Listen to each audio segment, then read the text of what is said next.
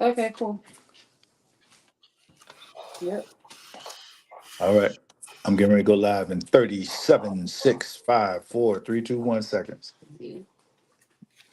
I think my jacket is in the cover. I'm not sure. You want extra? Who's this out front? You expecting somebody? The white car? Tell them I'm on this podcast, so I can't talk.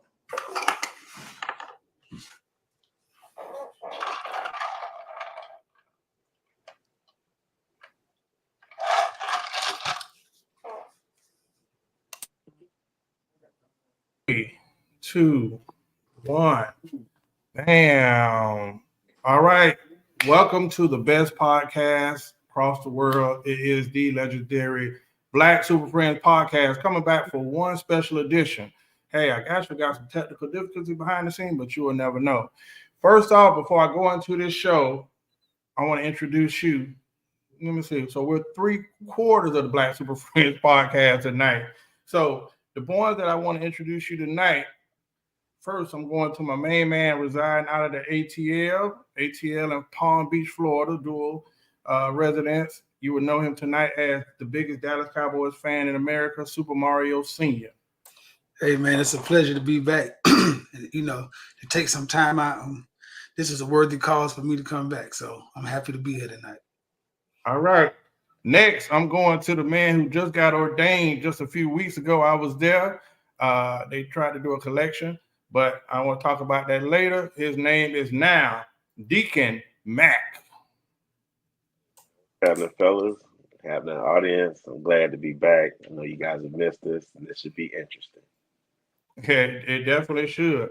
And next, because I can't see my own monitor, I want to introduce you to someone who I have great respect for. That's why I did this edition. This man is someone who has been a community advocate for over 30 years. He's an attorney in West Palm Beach, but I would like to tell you that right now he's running for political office in Palm Beach County, District 7. And he came today to let everyone know what his plans are. And he wants to tell you why he's running for office. And he's been overdue for a visit anyway. So we're going to talk about his campaign. We're going to talk about his career. And we're going to let you ask some questions to the attorney, Richard A. Ryles. Hey, thank you so much for having me tonight. All right. Well, listen, I've seen a couple podcast interviews that you've done. And I say, you know what? Let's make sure we get you into the studio. We definitely don't do it for everyone, but I will be quick to tell anyone that when I became or when I was getting into politics, the person who called me for no reason, he didn't have to call me. The one of the men that mentored me, set me down on the couch and said, hey, listen, little Thundercat, let me talk to you and give you some perspective on, your approach. He said, I see your passion.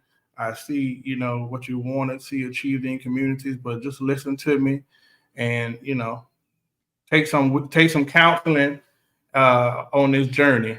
And I appreciate you for that. So that's why you will always get my biggest salute, for what you do for so many of us in this community. And I don't know if somebody did that for you before, but Absolutely. I appreciate it. Absolutely. Thank you so much. I was very fortunate to sit at the knee of both Marion Barry and Coleman Young and their proteges and the people who helped them gain the office and maintain those offices. And I thought it robbery not when I see a young person who wants to get involved in politics to share those war stories and help them not have to jump some of the hurdles and pitfalls that I experienced through my political journey. And so I saw something in you, brother, and I wanted to make sure that I imparted whatever little bit of wisdom I had to you. Okay. Well, that kind of answers my question I was about to go to now because I don't see it so often. I know early in the early days, you would have someone in office who would kind of polish up their potential replacements. Somebody who could come in and, even if it was somebody that knew the history of an area, how important is mentorship and on the job in the community? How big is mentorship period for us in Palm Beach County? I think it's imperative. We as Black men don't get enough mentors. And in Palm Beach County, understanding the history and the shoulders on which we stand would help quite a few of us that are interested in politics not make some of the main mistakes that we tend to make. It's almost like we're running on a treadmill here in Palm Beach County. In fact, we might be on a backwards treadmill. You know, I took my wife to Houston about 2 months ago to see Uncle Charlie, and Mr. Kinsey, Bernard Kinsey, gave me a call because he has his art exhibit there in Houston at the Holocaust Museum, and he said, "Well, man, if you go to Houston, you got to eat here." And he gave me the name of this restaurant, and he's saying it's Black owned. And so the wife and I went to the restaurant, and they had white tablecloths and china, and you know they had those kind of glasses that clink clink when you touch them, and they had forks and knives. And it wasn't until I was leaving the restaurant that I started thinking about home and started realizing that we only have about 3 Black-owned restaurants that you don't have to leave out the restaurant with a styrofoam container. That's Mm. Big Mike's Place at Majestic.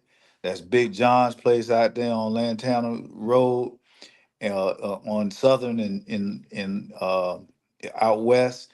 And I was told, I ain't been there yet, I was told that there's a Jamaican establishment in Boca that is a fine dining kind of place. And to say that in 2024, Black folks have to leave the restaurants with a styrofoam container more often than we can sit down and have a meal says a little bit about our progress over the last 34 years. And I'm ashamed to say that the shoulders that you all are standing on haven't really done the job necessary for you all to be able to leap and jump to new heights. You're starting off damn near zero. All right. One more question before I get to my brothers. Palm Beach County District 7. Explain that to people, because you know we throw our districts around.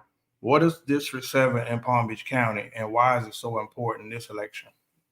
Historically speaking, District 7 was created as a result of Black disenfranchisement. It was a gerrymandered district that runs from North Lake and Lake Park all the way to Linton Boulevard and Delray, for the most part, east of 95 to the intercoastal. It does include from North Lake to Okeechobee Boulevard, Haverhill, and it includes Westgate, stops at Belvedere, and picks back up in Lake Worth, about 2 or 3 streets in Lake Worth, and goes all the way to Linton Boulevard and Delray. So it does encompass most of the Black community. At one time, it included Belglade, but it no longer includes Belglade, but it includes 90% of the African American community. It's about 65-35 African American to white. So it is the Black district. Okay, Mario. First of all, I want to say I definitely agree. As somebody who stays in Atlanta and in Palm Beach, I often tell Horace that sometimes it saddens me when I come home that I don't get the same effect growing up and living and being born in a city that's I seen predominantly Black leaders all my life with an oceanfront view. And Right. as I travel around the world, I tell everybody how magnificent my hometown is.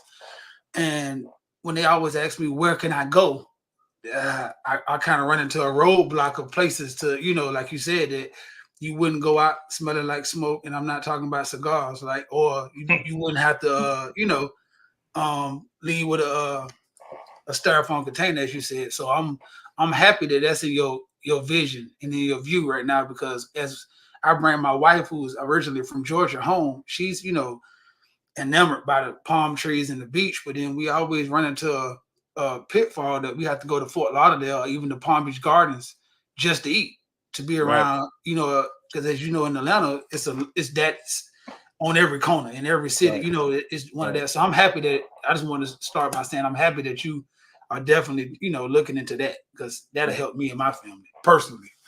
Yeah. Um, Well, I, go I, ahead. I had a couple questions. So I wanted to kind of ask my questions off of people who didn't. I'm glad Horace asked about what is District 7, because there's a lot of people I talk to, especially I'm 40. So a lot of people you would even think they would know, but they still don't really understand politics like that. And a lot of times when we having these conversations, we're kind of speaking over their head. So Okay. just to get down to the nitty gritty, I just want to know a couple of my questions. I want you to kind of answer them in layman's terms, so that when Okay. people in our audience look back at this, they can actually understand why they're voting for you and how impactful you are, and not just because Mario, Zay, or Horace endorsed you, but because, or Doug or anybody else. It's because that you actually do, for any other words, give a damn, and you Right. actually see a way forward. So I guess my first question would be how would Palm Beach District 7 look different day one for you? That's good. That's a very good question. For me, the value of this position is in the voice. Unfortunately, we have not had enough people who are honest and forthright about the condition of Black people here in Palm Beach County. And I think that Black people are title centric. And what I mean by that is that they'll listen to a Negro with a title before they'll listen to somebody speaking good common sense. And so I think that the title will provide me an opportunity to bring a little bit more leadership to some of the groups that should be leading that aren't. We need good leadership in our pastoral community. We need good leadership in our Panhellenic communities, because they have the ability to change the dynamic within Palm Beach County. And right now, they are not working at their utmost, highest, and best use, in my opinion. And so we likewise need to bridge the divisions that we have ethnically. When people hear me say that I am a Pan Africanist, and I mean that in the Marcus Garvey sense, what I mean is African Americans, Hispanic, Afro Hispanics, our Haitian, our Caribbean people all need to be working in concert.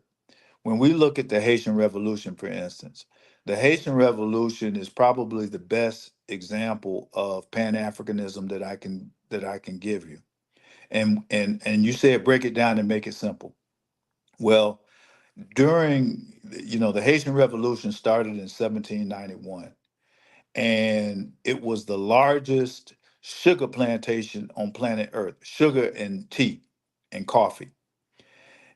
A- But because they had to replenish the slaves every 5 to 7 years, most women never ever reached their menstrual cycle in Haiti. And so they would have to bring new enslaved people in every month. And they would bring them from different tribes. And so the people didn't speak the same language. Most of them didn't worship the same God or worship the same religion, but they were able to put all of those things behind them in order to achieve freedom. And we, as Black Americans and Black people here in America, don't seem to be able to put aside petty differences like I went to Howard and you went to Morehouse, or I went to Gardens and you went to Suncoast. And we have to put those kind of petty differences aside, because if you look around, they're going to gentrify us, or they are going to take our communities and neighborhoods before we even turn around. Uh, from what I understand, I live over here in the Westwood. Well, they almost done got the northwest area of West Palm Beach, and from what I hear, they about to take Monroe Heights. So the set community in Delray is probably the most well organized group of Black people I have seen.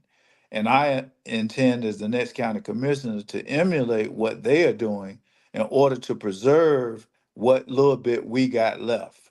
And if we don't organize, we're going to be living in Canal Point, Pahokee, Belglade, or further west. That's what happened in Miami. Yeah. The historic Black community, generally Black folks live between the railroad tracks, either the FEC or the other line, all the way down to Miami. Well, when they built the American Airlines, the original American Airlines arena, they displaced the Black people west of the Turnpike into Carroll City or Miami Gardens now. And if we aren't careful, that's what's going to happen to us.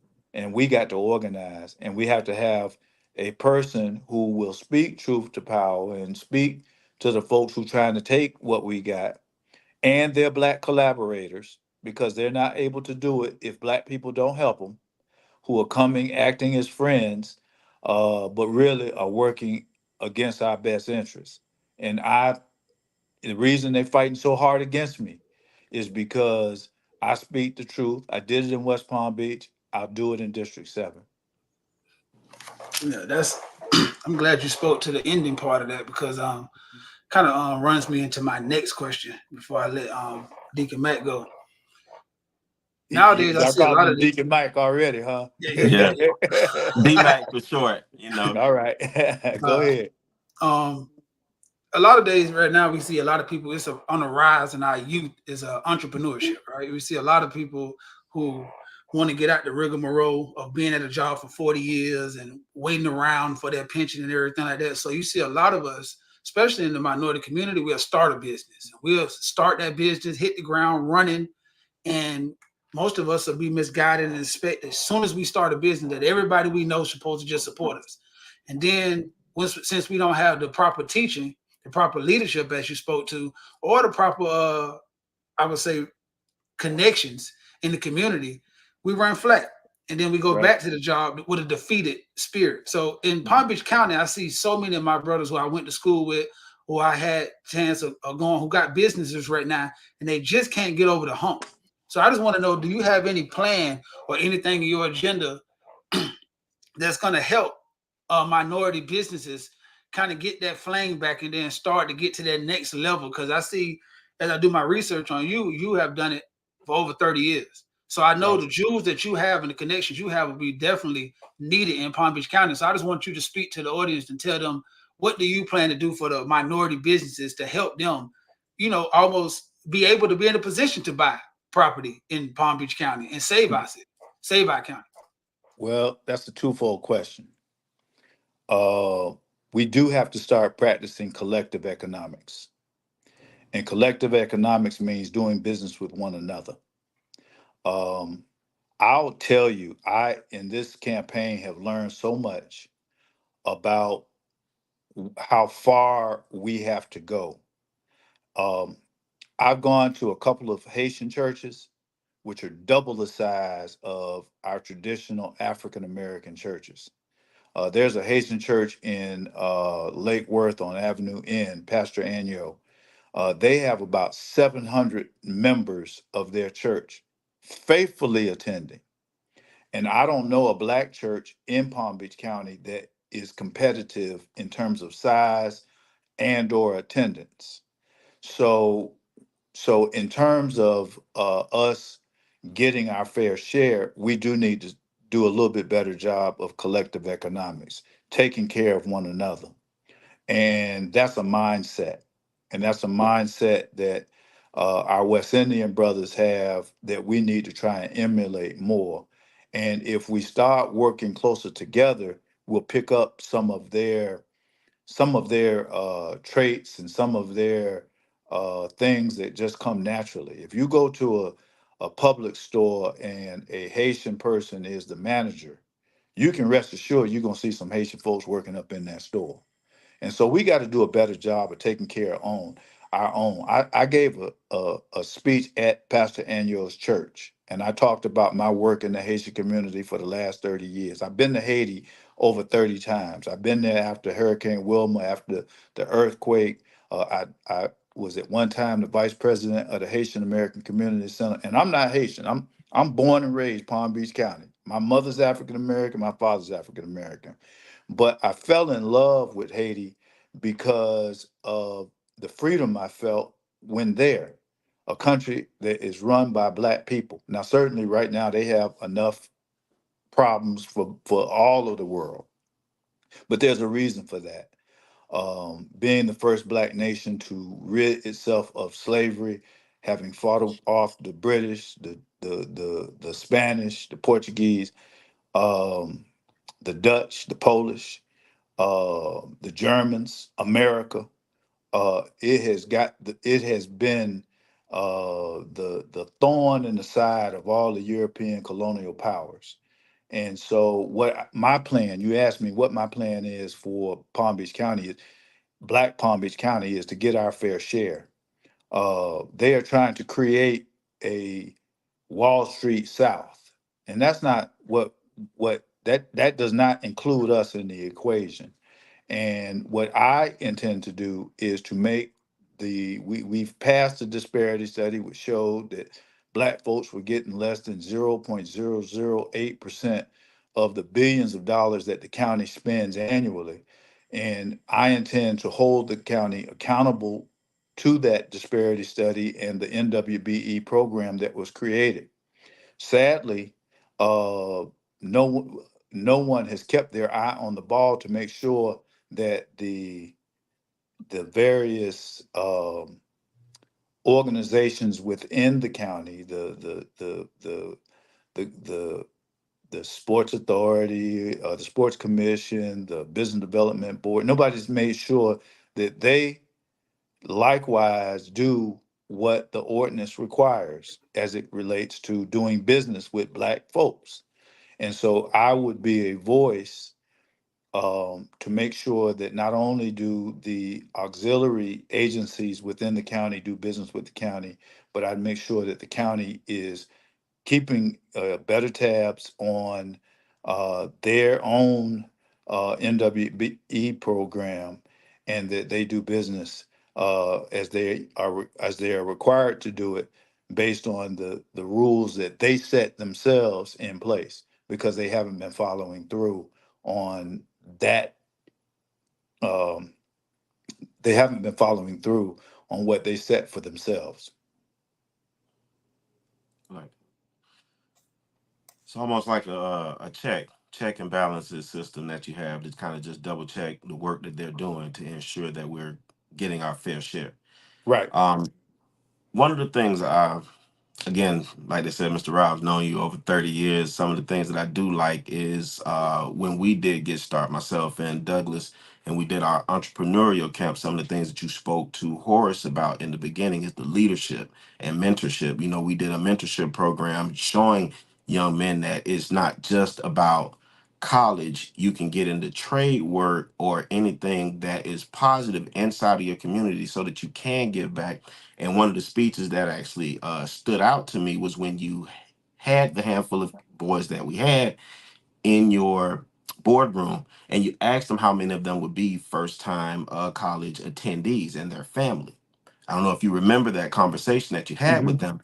And outside of the standout football players that we had, a lot of individuals said business, and then a few said doctors and lawyers. And you gave them a very good nugget, which was unless you are looking to do doctor, lawyer, the debt that's going to be incurred by the school, you're not even going to be able to pay for it with the business degree that you got because you don't even need a business degree to do business. So, as that goes back to what Mario was talking about, which is the mom and pop shops, or, you know, as COVID has branded us, the entrepreneurs who have emerged, and you talking about the MBE, which kind of like is the money source for those individuals who would be looking for funding and grants, and you saying that they're not, excuse me, you're making sure that they're getting that out to the individuals who actually need it, and that it's policed so that it can actually impact our environment or our neighborhoods where we come from. I like those things. One of the things that I wanted to ask you, and I think you probably hit on it because these guys did a good job of asking questions. What would be some of your first orders of business to ensure that we are getting that fair share that you spoke about? And then next, how, with your strengths, because again, like I said, I know about the Pan-Africanism and how much you care, the love that you have for the Black community, which you feel like is underserviced. Um, how would you, with your experience, be able to help us and get that going for us? Well, first of all, we would have to do an audit of the county to make sure that they are following their own MWBE ordinance. That would be step one, is Mhm. to audit the county and its departments, as well as the mind is a funny thing. It keeps slipping. The sports authority, the sports commission, the various commissions that we have, auditing them on their purchasing. So purchasing has to be audited in order for us to know how much is going out and how much is going to us. Mhm. But what hurts Black businesses for the most part is capitalization. We don't get the sweetheart loans. Right. My opponent has talked about the fact that I defaulted. He tried to say I defaulted on a Black, the Black business, the BBIC. Hmm. Well, first of all, the BBIC doesn't loan money. The Right. BBIC underwrites money. All right, they act as a guarantor. And sadly, the BBIC historically has underwritten. I won't use the word that I use amongst friends, but they underwrite inward loans. Hmm. So an inward loan is a loan which is overcapitalized or over uh, where you have had to pledge your mama, your mama's mama, your house, your children, your cars, your furniture, and every other aspect of any kind of property you own. You have provided them more security than they've given you. So let's assume they give you $100, they want $500 in security from you. That's the kind of loans that we generally get.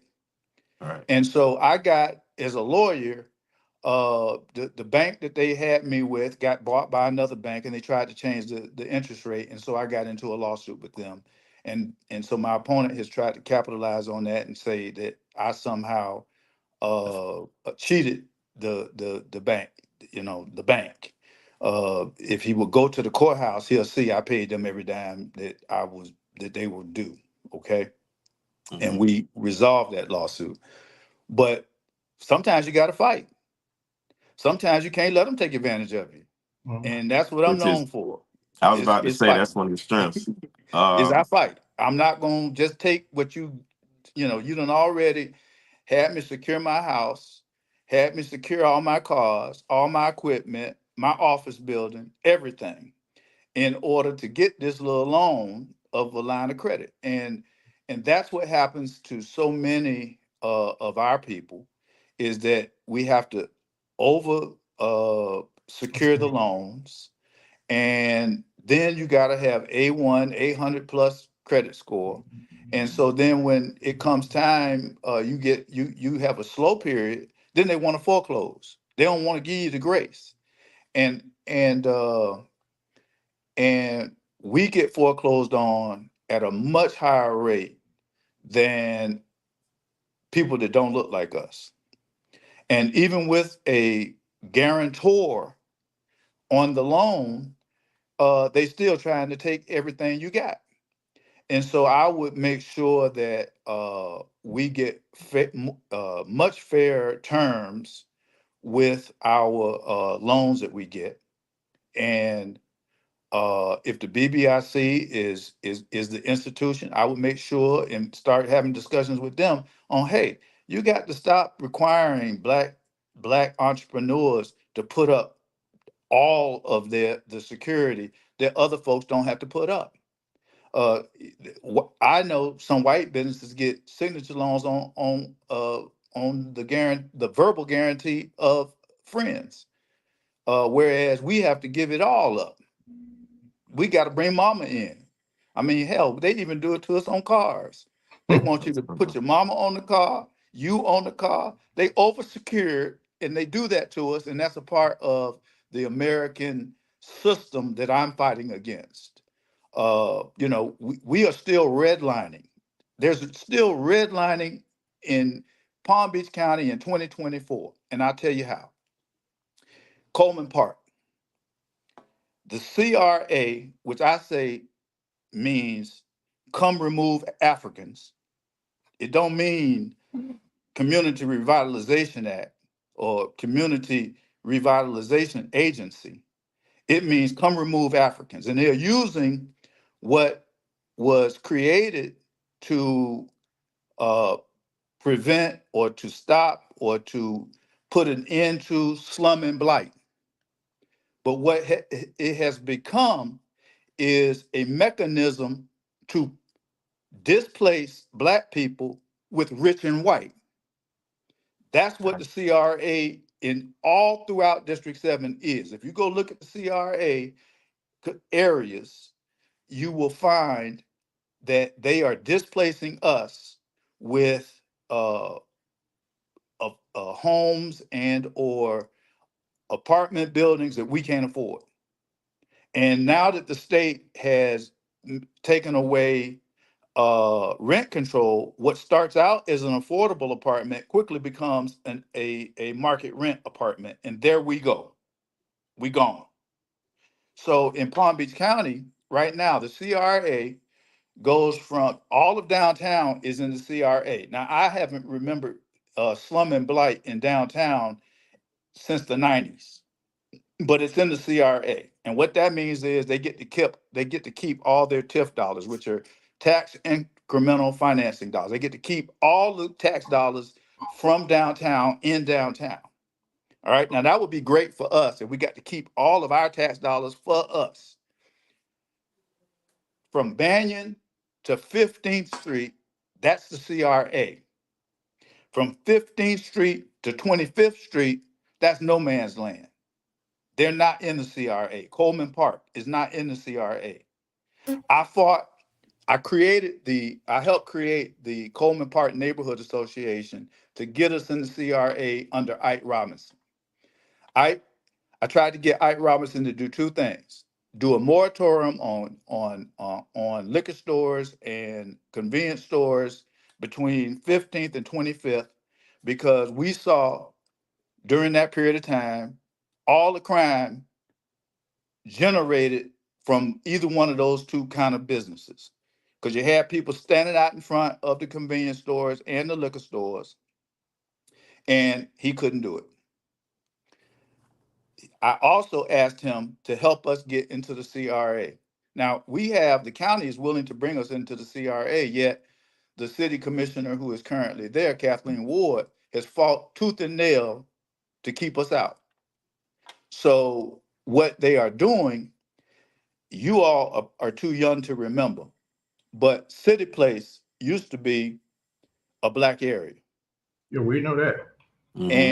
And when they decided that they were going to give it to a developer, they slowly but surely it became crack heaven, and the police rarely went around there. And slowly but surely, the building started getting boarded up, and then boom, one developer has has acquired a nice big plot and plat of land. That's what they're doing in Coleman Park right now. Is that if you look down Coleman Park, there are no businesses anymore. except for there's one restaurant and restaurant / convenience store. That's the last business in Coleman Park. And so if you don't have someone who understands the game and has a historical perspective of how they are operating, then it's very difficult to legislate in such a way to protect your people. And I don't think my opponent has that. But lastly, I'll say that, uh, for instance, in the Coleman Park area, uh, they don't really have any people fighting for them. Nobody. And I heard last week from the lawyer who is representing the group that's trying to that won the bid for the sunset, that there have been 700 foreclosures of lots and homes in the Northwest area over the last 3 years. So the likelihood is we've already lost the Northwest. Yeah. But we So, can make it more difficult for them to take it from us. question And for that's what you. my job would be. No, one last question for you because I'm in the religious sect. So Okay. you were talking about the religious leaders because you know that they're close ties with the community. Yeah. How would you say would be a good way to galvanize those guys? Because it's a lot of churches in our district. How do we galvanize them to get them together? What do you? Cooperative economics. I went when I first decided I was going to run, and I counted the number of churches between Banyan and 25th Street, and there were 22 churches, and none of them had um, a ministry that operated daily, Okay. which is sad because there's a great need. TAB does have the clinic, which is run by FAU in the UB Kinsey Center across the street. But other than that, there's not one that has a daily homeless feeding program. There's not one that has a daily mental health program. You know, they closed mental health center a couple years ago. There's not one that has a daily aftercare or daycare program, or after, hell, the Black Panthers told us how to operate a breakfast program for our children. That's how WIC got started. I bet y'all didn't even know that. Yeah, we did. WIC was started by the Black Panther Party. Today years old. The breakfast program was something that they started. They don't get credit for it, but they are the ones who started it. And so cooperative economics says that, okay, I got a nice kitchen in my church, and I got plenty of space for daycare in my church. I saw it as an opportunity when the governor said that they weren't going to teach AP Black history. I didn't want white folks teaching me Black history no more anyway. They still Amen. talking about Columbus discovered America, and Columbus never stepped foot on America. He was in Haiti in the Bahamas, never been to America. And so I don't want anybody teaching me a false history. Like George Washington was a good guy. George Washington owned 300 slaves and he was a crook.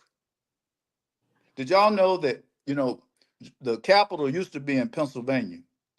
And if you were in Pennsylvania for more than 30 days, you became free. So when George Washington would come down to Philadelphia to go do his work as a senator, he would bring his slaves and he'd make them leave 29 days after they got there so that they couldn't be free. Father of our country, they say. Father of our country. They Chop say. down a cherry tree. All right, Mr. Ryles. Yeah. Mario had a question because I dang sure got two before we close out. Okay. You go on first, Mario? Yeah, this is my last question. I want because most of the other ones you actually spoke to. I seen in your agenda you spoke about a livable wage. Right. So I wanted you to explain to everybody, what do you consider a livable wage, and how do you expect to obtain that and stay within that comfort zone, and that, to budget us to get us in that pocket of being able to be secure in that livable wage. And my Right. last question, it's a two-part question, is, and this is the little gloves off question, so you can answer this at the end. Okay. In doing my research, I want to know, other than you being this astronomically great man and putting in this work, I want to know, if I don't know you and I don't know nobody else and I just moved to Palm Beach, why would I vote for you over Bobby? Because Okay. I'm looking at both of y'all records and not really knowing the backstory. I just want you to speak to the people and tell them, why would I vote for you over Bobby? Okay. Well, a livable wage is determined. I'll use MIT's determination of a livable wage. A livable wage means that you can make, based on the average housing costs, electricity, food. They made an assessment. Livable wage for a single adult, no children, is $23 an hour. Livable wage for a single adult with a child is between $36 and $39 an hour in Palm Beach County. That's MIT, and I think they probably pretty good at that. Uh, they find money for everything else, so I'm not really concerned with it causing financial difficulties, because if you can't pay your people a livable wage, you probably ought not be in business. Um, so the county's minimum wage is $15 an hour. Well, the governor has taken that away, and the state minimum wage is $11 an hour. So a contractor that does business with the county doesn't have to pay even $15 an hour. They can pay him $11 an hour if they get the contract. So uh, I think that in Palm Beach County, uh, we don't have to necessarily do business with people who don't pay livable wages. And the county needs to raise the rate of pay so that the county employees are paid a livable wage. I mean, if the median price of a house in Palm Beach County is $650,000, I'm going to give you I'm going to just digress just really quick. There's a great book called Black AF History, the Unwhitewashed History of America by Michael Harriot. Everybody should read it. And it talks about how after the Civil War, General Sherman went to 20 black pastors and asked them, what will it take to make it in America? And this is where 40 acres and a mule came about. What they said they needed to make it in America was land, uh, education, and the vote. If you can't buy a house, the very first thing necessary for you to have generational wealth is gone. And so all you become is a part of the working class, the working lower class here in Palm Beach County. If you can't buy a house, that's the first place that you could, if you got a house, you can get that loan that they want to oversecure. You can send your children to college without them having to get a bunch of college debt. So paying a livable wage is just is really, that's a no brainer that we have to accept, and business community has to accept it if they want to move here. I think ultimately that it will help slow down some of the development so that we don't lose everything. The second part of your question, why am I better than Bobby? I study, I read, I can give you I look at the complex issues that we are facing from multiple. I look at the long term, uh, far reaching uh, consequences of the decisions that I make. I'll give you, for instance, my opponent voted for the bill that allows first responders to arrest you if you are closer than 25 feet filming them. They say it's harassing the first responders. Well, within that group are police officers. So you know who they are going to uh, enforce that 25-foot rule.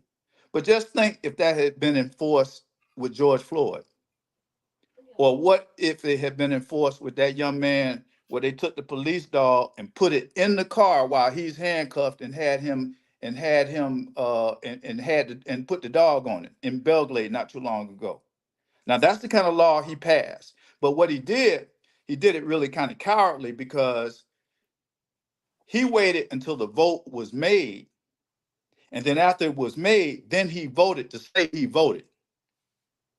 He likewise voted against, but after the vote had been made, to take death penalty juries from 12 to 8. Now I ask you, I don't think you got to be a brain surgeon, a lawyer, or have done much research. Who you think gets put on death row more often than anybody else? People that look like me and you and him, or other folks? So those kind of boneheaded, short-sighted decisions are one or two of the reasons why I believe I'm a better person.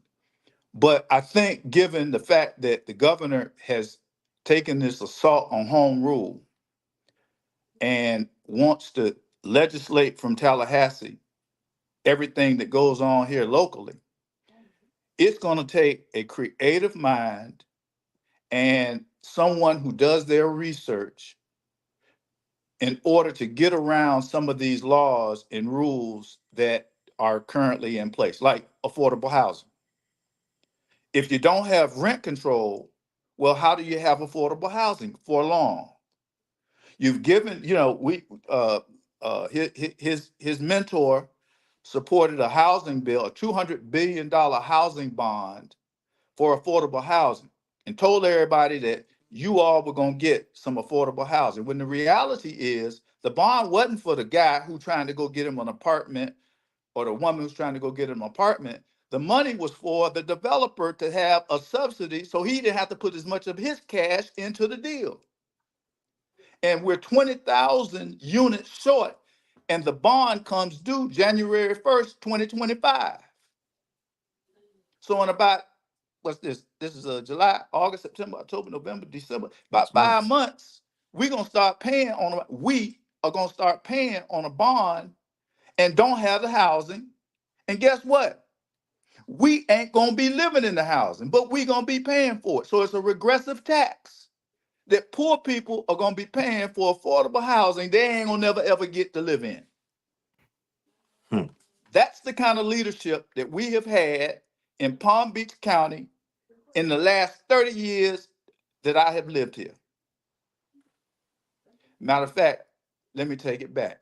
In the last 61, soon to be 62 years I have lived here. Man. Okay. Mr. Ryles. Appreciate that. Mr. Ryles. Yes, sir. All right. We got somebody snuck in the back door. I'm gonna bring him in once he cut his camera on. But let me say this to you. So you know, everybody else know I'm on the other side of the table, right? But here's what's interesting. Only one of our colleagues know this. We have a mutual colleague that know years ago, I fought because I stayed in Atlanta for a while. And once I went to Atlanta and seen how Atlanta worked and how it moved, and how when I got that day one, how, man, I seen the money train everywhere. Now, I don't want to give him credit, but Mike Carter was telling me about, Atlanta. I learned a lot about Atlanta. Even though I was there, once he told me, I just looked into so much stuff.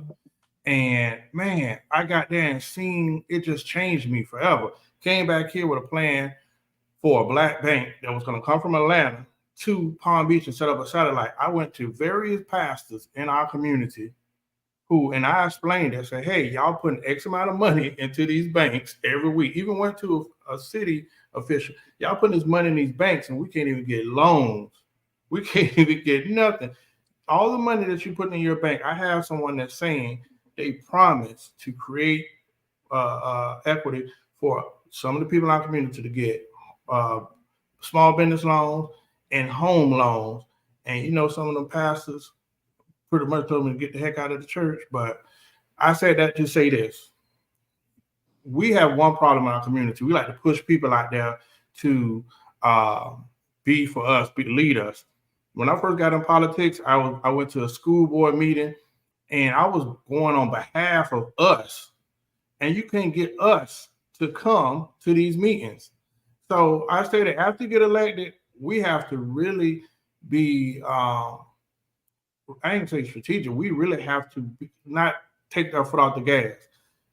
A lot of us aren't in the room. We'll share Facebook posts or we'll make comments. Oh, I'm mad. Oh, that's messed up. We don't go to no school board meetings. We don't sit on the at the school, sit on the PTA meetings. We don't go to the council meetings. We're watching. We be outraged. But it's a time that we need to get more involved.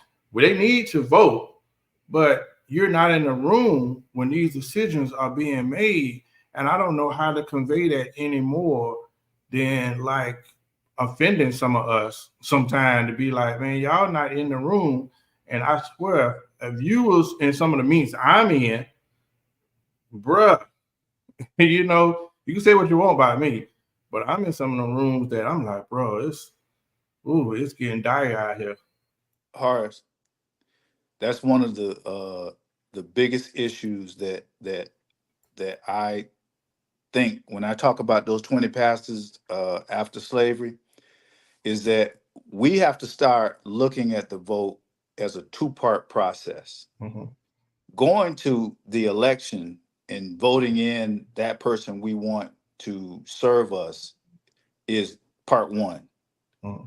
Accountable. Part two, I want you to think about it like this. When you vote somebody in the office, who do they work for? You, the people. The people, right? Now all y'all got jobs or have worked on jobs, right? Mm-hmm. Absolutely. How many jobs y'all worked on where the boss never show up and check on what you're doing? Never give you any instructions. Never hold you accountable. Never tell you you're doing a good job or doing a bad job. Just let you do your thing. And so we need to start looking at the elected just like you would an employee, because you are the boss. And unfortunately, we got this whole thing twisted where we start looking at the employee like they the boss, like they are the one to be up on a pedestal. Mm-hmm.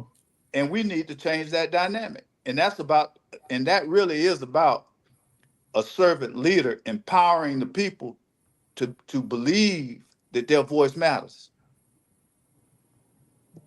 You know, leadership that ignores the mandate of the people, in my opinion, creates this apathy that we now see. Leadership that is responsive to the people gets more participation out of its people. And that's what I intend to be. Is that, I intend to create elders tables. And I see Doug is on here. I took Doug down to the elders table, and they meet every Thursday. Mm-hmm. And City Commissioner Angela Burns is there, the code person, whoever they summon to the meeting, that there's an issue in the community that they need addressed comes. And that's what we need to have in the South. That's what we need to have in the North. And that's what we need to have in the central part of the county, is an elders table that brings people in and is responsive. And I'll tell you what else. When there is an issue at City Hall, they put on their yellow shirts. Their yellow shirts say, "We are not ordinary Negroes." And 50 to 60 of them show up at that City Hall, the same way white folks do it in their communities. And that's the only way things will change. And that's the only way you'll get responsive leadership. All right. Listen. Yeah, I told you somebody snuck in here.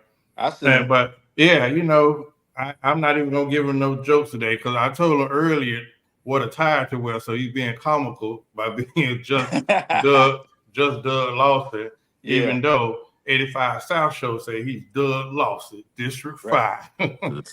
Hey, this show obviously we got the jokes tonight, Horace, but I ain't put my jacket on. I was gonna let you rock it tonight, so it's all right. I'm gonna let you enjoy it. But brothers, I'm only here because I couldn't sit back after I saw this show. I was excited because one of the things Towns led off with is that Richard Ryles sat him down when he was first engaged in politics and told him the way, guided him, showed him the ropes. That's the same thing he did for me. 6 years later, I've been serving as an elected official 2 terms, two terms as the board chair, and I'm able to serve my community. I think I'm doing a damn good job. So I'm just Doug Lawson today because I'm here supporting my brother who needs the support, because he just gave us a history lesson in 30 minutes.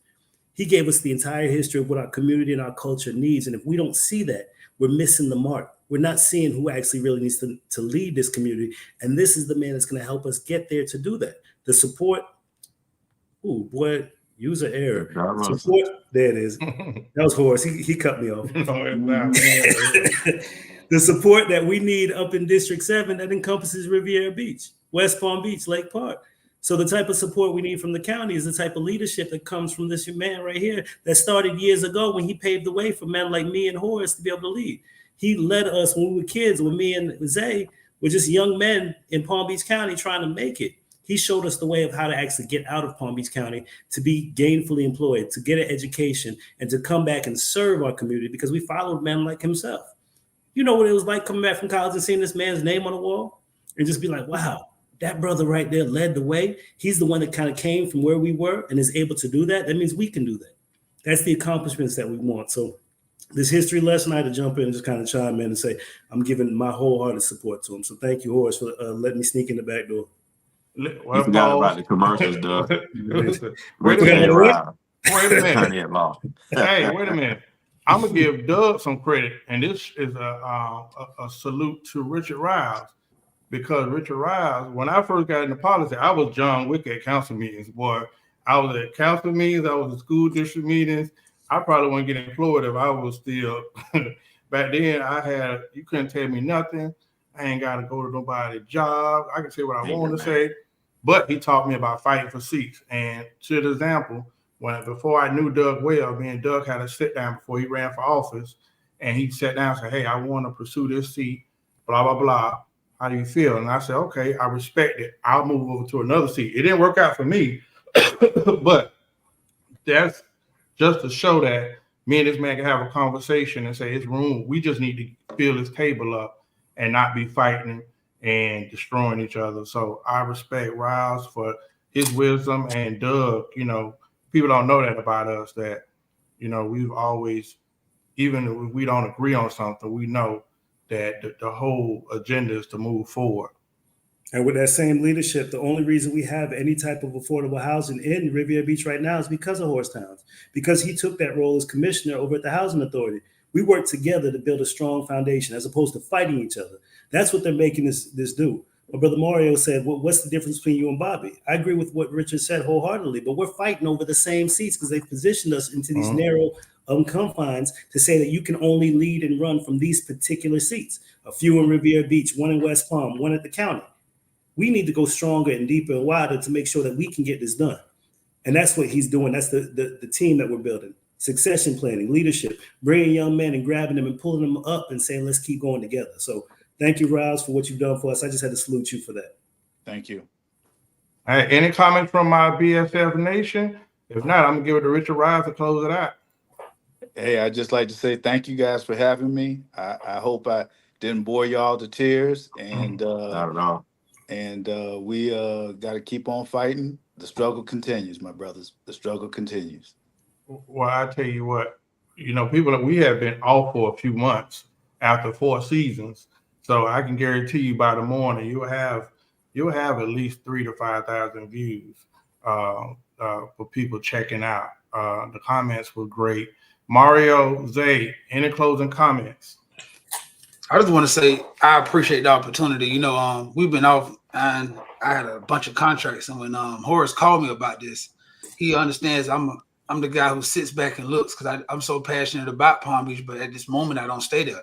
But a lot of my family own property there, so I'm always asking him, "Hey, what happened with this?" I'm calling Zay, "Hey, what's going on?" I was excited to see Doug as the chairman. I'm excited to see Ronnie as the mayor. Like, these people who I know, they're doing great things. So then, as the aura of who you are was spoken so eloquently amongst everybody. Tayson, one of my closest friends, speak highly of you. So I said, well, I got to take the time out, because I want I wanted people to hear from you and be to our audience to tell them exactly who you are without actually going over their head. Because sometimes I hear you talking and a lot of people don't understand that. But today I think what you gave them is a piece of history, and they should walk away from this knowing that if they don't vote for you, then it's almost like we're leaving a piece of history behind.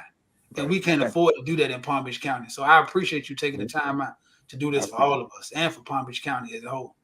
Thank you. I appreciate it. I must concur with that, Mr. Ryles. Like I said, I have a wonderful cast. Those guys were right on. I hope my question did not throw you off, but I No. did want to give you your flowers because that was a tidbit that stuck out not only to myself, but to the youngsters that still look up to myself and Doug and come to us for leadership and have questions. The same way we probably ask questions or just kind of looked at what you did in Marvel. But you touched on every question that we had, which would be like some of the first things of order that you would do once you got in there. You clearly talked about that so that the person could understand, speak to us to your strengths, which you did. And that's going to be us, the people that, matter, that look like me and you. So, I appreciate you for that. And also what you gave a good picture of what the foreseeable future looks like with you, with that type of power and how you want to reach back and make them knowledgeable the same way, like I said, you did with the kids way back then, like you did with us. And we're now trying to, like you just said, pick up where you left off. And if we can get a few young guys to do the exact same thing that you poured into us, I think that'll be great. So everything rises and falls on leadership. And for me, you got mine already. So I just hope that we were able to enlighten some other people so that they will also see that you are the better choice. And we get this Thank you. ball rolling for Palm Beach County. Thank you, fellas. I All appreciate right. 24-hour honorary member of the Black Super Friends, Doug Lawson. Did you give your closing comments? Listen, I'm here to support my brother, man. Thank you. And thank y'all, brothers, for letting me come in for this quick second to talk to y'all. But I'm just here supporting Richard Ryles, District 7. Let's get it right. Let's get it done. August 20th, get out and vote. Thank you. All right. And Mr. Ryles, hey, Yeah, like take care. I said, thank you for the platform. And I can't say no more than thank everyone who turned out. Thank y'all. You know what?